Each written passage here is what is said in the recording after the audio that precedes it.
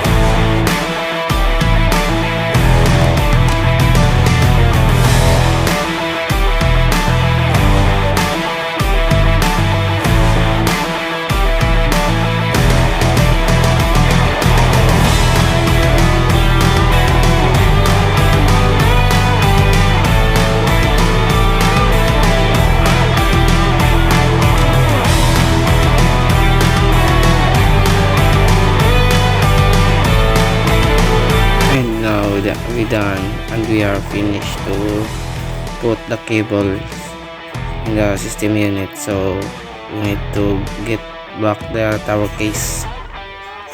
And that's all guys, thank you for watching. I hope you learned a lot in this video.